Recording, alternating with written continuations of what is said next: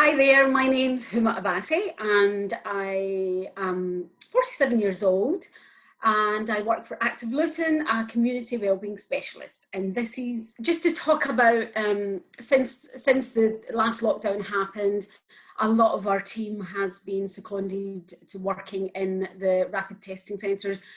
Myself, I'm working with the Flexi team. So we actually go out into different businesses and we set up there and test over there. So it's a rapid testing, which is lateral flow. I can't remember the name, but it's just slipped my mind. Anyhow, this test takes 30 minutes, so you get your results within an hour, and it's for people with no symptoms. So if you have no symptoms, then you can go to one of the centres and get yourself tested. Because just now there are a lot of people about which have no symptoms, but they test positive. So the thing is, we had a lot of people saying, I'm fine, I have no symptoms, I'm okay, but that's not the case.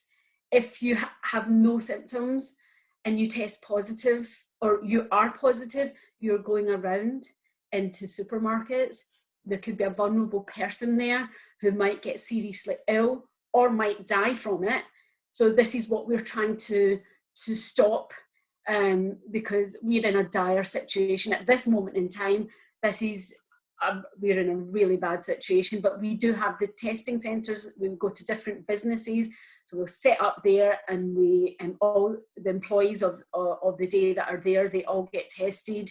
We make sure we keep them 2 meters apart. It's very interesting. I mean, we're in total PPE equipment. You know, we have our gloves, our visor, high vis, we've got masks on, and we keep 2 meter distance. It's actually safer than going to the supermarket because you don't know who you have there. Here, you know, people are a bit like, no, I don't want to go there, I'm going to catch COVID. Actually, no, you're not, because everything is sanitized. So when one person is tested, the whole place is sanitized. We change our gloves and then start again. So we change everything and clean everything between each person coming in. So you're actually safer there than you are anywhere else.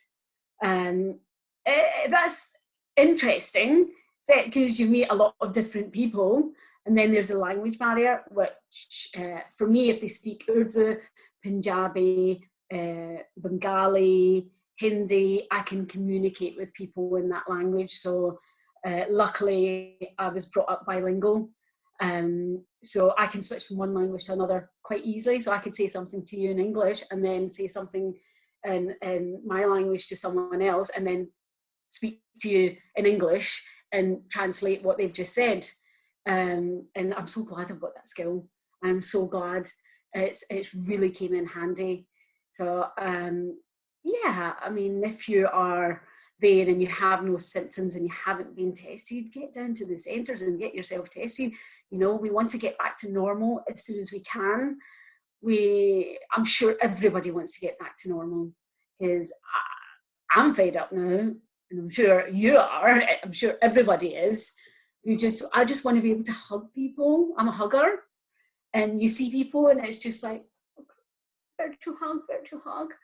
So I just want to get back to that. Yes, that's what I'm doing at this moment in time. I just want to share my experiences about COVID with you. I know there's a lot of people out there saying COVID doesn't exist. Oh, I had a little cold and I got over it. Yeah, you were one of the lucky ones. Myself, I've had 3 losses. My uncle at the beginning of lockdown, my mum's eldest brother who lives in London, we got a phone call to say, my cousin said my dad went to hospital. He was finding he wasn't able to breathe properly, so they blue lighted him that evening. So he had a little cold for a couple of days, and then it just got to the part where he couldn't breathe. So he got blue lighted to hospital, spoke to the family on the iPad, video called my younger uncle. He WhatsApped the whole family and said, my brother's in hospital, pray for him. 1 o'clock in the morning, we all got the text that he's gone. that was devastating. That was actually devastating. A man I've known since I was born, you know, was 80, you know, probably had a good few years left in him, passed away within that short amount of time. Phoned my cousins up, they were devastated. They couldn't be with him by his bedside. Only 4 people could go to his funeral. He couldn't have a traditional Muslim burial. It took 5 days for him. At that time, it was taking him about 5 days to get the test back. Got the test back, positive, gave his body back in a sealed bag. 4 people went to the funeral. That was a shock to the system. And then a couple of months ago, another one of my distant uncles, it's my, well, not really, my mum's sister's husband and my cousin's mother-in-law, both within a few days of each other, passed away, got the news to say they passed away. So for those who say that it's not real, for myself, in my experience, it's very real. It is very real. I myself think I had it back in March. I would consider myself, it's not confirmed, but I would consider myself one of the lucky ones, where I had a little cough, felt really tired, and lost my sense of taste, which hasn't fully came back yet. I can live with that. But yes, my message to people out there is it is very real. And if you have no symptoms, please get yourself tested, because you don't want to pass it on to someone vulnerable, because it is devastating. This whole situation is devastating. So please, please, please, you know, it's real and do something about it.